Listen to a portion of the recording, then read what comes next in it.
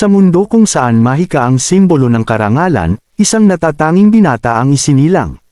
Siya ay si Will Surfort, ang bida natin sa kwento, na bagamat di nabiyayaan magkaroon ng magic, ay nagtataglay naman ng pambihirang lakas na kayang lampasan ang mahika. Kung kilala mo nga si Mash ay sigurado ako na makaka-relate ka dito. Bago tayo magsimula, magandang araw sa inyong lahat at welcome sa Mijin Anime Recap. Sa kaharian ng mahika, sa kagalang-galang na Rigarden Magic Academy. Nagtitipon ng mga salamangkero at salamangkera na may layong paghusayin pa ang kasanayan sa paggamit ng mahika.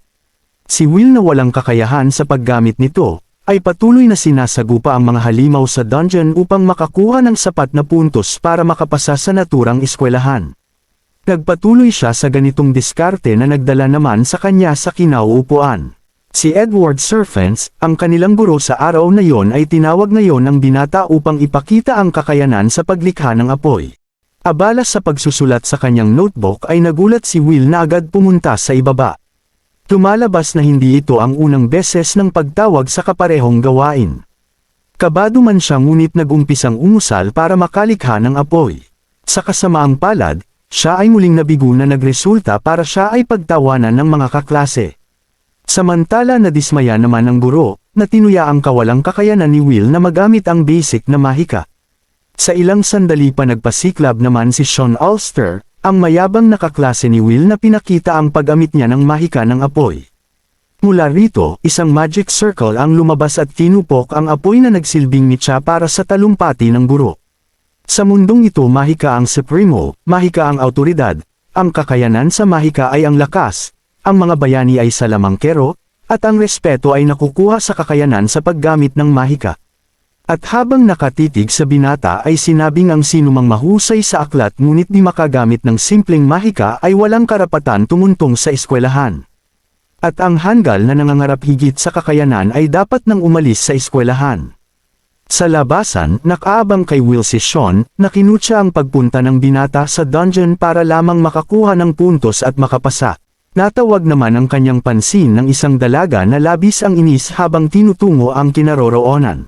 Siya si Colette Lawyer na sinabing si Will ay mabait at ginagawa ang makakaya, kaya hindi niya hahayaang tawaran ang kaibigan. Tinawanan nito ni Sean, na habang paalis ay sinabing ang karakter ay hindi magreresulta ng isang mahusay na salamangkero, lalo na ang maging isang Machiavender. Matapos ito nagpatuloy ang dalawa sa lakad kung saan kinandina ni Colette maging ang pagkutsa ng propesor na si Edward. Ganun pa man, sinabi ni Will na ayos lang yun sapagkat nakakasama naman niya ang isang cute na dalaga at nag-aalala pa sa kanya.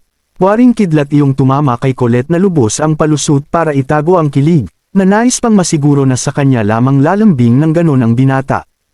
Humingi ng paumanhin si Will pero bumanat muli nang sabihing cute ka naman talaga, sinasabi ko lang ang totoo.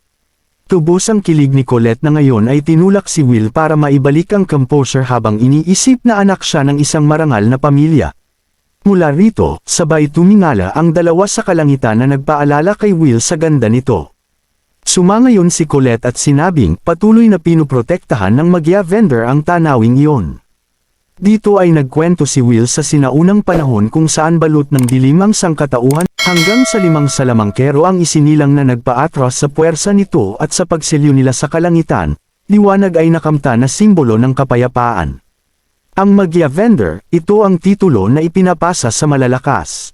Ang pinakamataas sa lahat na ninanais maabot ng sinuman.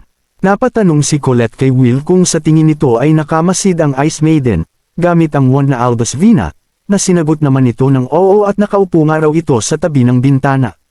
Mula rito, inabot ni Will ang pangarap na nagpaalala sa kababatang si Elf Arya. Ipinakitang nagkwento si Elf Arya sa librong nabasa tungkol sa araw at buwan na nakalutang sa kalawakan, at sa isang dako ay ang sunset na pinakamagandang tanawin sa lahat, at kung maging Machiavender umano sila ay maaari nila iyong makita. Kung ganon, maging Machiavender tayong dalawa para makita iyon. Ang sabi ni Will na nagsilbing daan upang mabuo ang kanilang pangako. Ganun pa man, singtatag ng pangako ang hagupit ng pagsubok para tuparin iyon. Dahil sa angking talento at kahusayan sa mahika, agad naging Machiavender si Elf Arya sa edad lamang na 15. Samantala, si Will ay higit pa sa baguhan na walang kakayanan sa mahika. Sa kabila nito, hindi susuko ang binata na ipinagpapatuloy ang nasimulan, na ayaw tumalikod sa ipinangako. Kaya naman sermon ngayon ang inabot kay Professor Wertner, na di nagustuhan ang pag-solo flight nito sa dungeon na umabot pa sa ikapitong palapag at walang permiso. Dali-daling humingi ng tawad si Will sabay tanong sa puntos na inaasam. Naiinis man pero binigay ng guro ang 2 puntos na katumbas ng Evil Guard na napatay ni Will, na ngayon ay abot kay Elf Arya ang kasiyahan. Matapos ito, nagtanong ang guro kung talagang seryoso ang binata na maging Machiavender, na sumagot naman ng oo. Makinig ka, bago ka makapunta doon kailangan mo munang makapasa dito. Para magawa iyon kailangan mo makakuha ng sapat na puntos mula sa kasulatan, kasanayan sa mahika, at sa praxis. At dahil baldog ka sa mahika, malaking puntos agad ang mawawala. Ang seryosong sabi ni Wertner. Ganun pa man, nagpumilit si Will na kayang isalba ng praxis ang puntos, subalit bago pa makatapos sinabi ng guro na imposible talaga iyon. Kaya bago pa ang Machiavender, alalahanin daw muna nito ang makagraduate lalo pa't bumagsak ito sa mga nakaraang pagsusulit.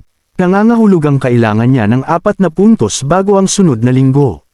Tito Ditar anta si Will na naghanap sa notebook, kung anong halimaw ang papaslangin sa dungeon na nang marinig ni Wertner, ay binanggit ang tungkol sa Baskerville na halatang naawa. Napayakap na lang si Will sa guro na lubos ang tuwa. Tingid sa kaalaman narinig pala sila ni Sean na balak ngayong unahan si Will na paslangin ang halimaw, para tuluyan na itong bumagsak at mawala sa paaralan. Masiglang tinungo ni Will at familiar na si Kiki ang ika-6 na palapag, habang naalala ang nakaraang pakikipagsagupo sa Baskerville na ikinaprito ng alaga.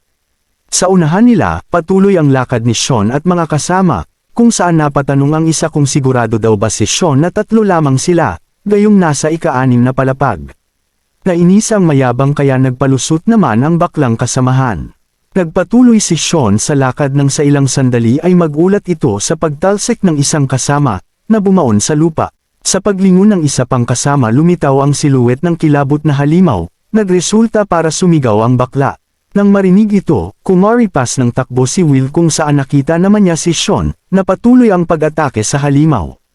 Napagtanto ng binata na isa yung Evil Sentinel, isang malakas na halimaw na katumbas ang 10 puntos. Ipinagtaka ni Will kung bakit umakyat ito sa palapag, gayong dapat ay nasa ibaba pa ito. Mula sa mayabang naging bakla si Sean na patuloy inatake ang halimaw ng flame magic subalit kinakain lamang yun ng halimaw. Nakatunggali ni Will ang sarili na iniisip kung ililigtas niya ang mayabang na kaklase, gayong puro sakit at panghahamak ang ipinaranas nito sa kanya. Nagbigay daan nito para maalala ang mahal niyang Elf Arya na sinabing alam kung alam mo. Ikaw ay mabait at malakas kahit kanino, sabay bigay ng promise goggles. Mula rito maririnig ang sigaw ng lubos na takot sa napantong katapusan, nang mula sa kung saan lumitaw ang isang mandirigma, na sa pagsalag nito sa espada ng halimaw, nabuo ang kislap ng liwanag. Samantala, sumugod si Edward kay Wertner na ipinagbalita ang tungkol sa pagpunta ng grupo ni Sean sa dungeon, kaya kung maaari ay ipadala umano nito ang kanyang familiar doon. Nagtanong si Wertner kung saang palapag at matapos marinig na sa ika-6, ay sinabi nitong di na kailangan pagkat naroon si Will. Pinagana niya ang bola ng kristal, at doon natunghayan ng dalawa ang sagupaan sa pagitan ni Will at ng Evil Sentinel. Maliksi at mahusay sa espada ang binata kaya naging dominante siya sa labanan. Matapos ang ilang serye ng palitan ng pag-atake ay makikita ang pinsala sa halimaw. Ito ay nagpagulat kina Professor Edward at Sean na hindi lubos maisip kung paanong ang hampas lupa ay tinatalo mag-isa ang napakalakas na halimaw, nang walang gamit na mahika. Dito na nagpaliwanag si Professor Wertner na kakaiba nga raw si Will, dahil may pisikal itong lakas na wala ang mga salamangkero, balat na singkunat ng mga duwende, at ang matinding observation skills sa gitna ng labanan. Ang mga karakter na nagsilang sa natatanging mandirigma sa mundo ng mahika. At matapos ng maputol ng binata ang braso ng halimaw ay kinuha niya ang espada nito para sa huling tapatan na natunghayan ng 3. Mula rito ay nagpakawala ng pamalakasang breath attack ang halimaw na sinalag naman ni Will. At sa kanyang pagbuelo ay ipinatama ang matinding slash na tuluyang pumutol sa ulo ng Sentinel. Ito ang tagpo na kapwa di matanggap ni Sean at Edward na napa-walkout na lang. Dahil sa tagumpay na ito, nakuha ni Will ang 10 puntos at may ngiting nilakad ang labas, na ngayon ay mas ginanahan para tuparin ang ipinangako. Dito na nagtatapos ang ating recap, kung nagustuhan nyo ay paki-like na nga. Mahal ko kayo, hanggang sa muli.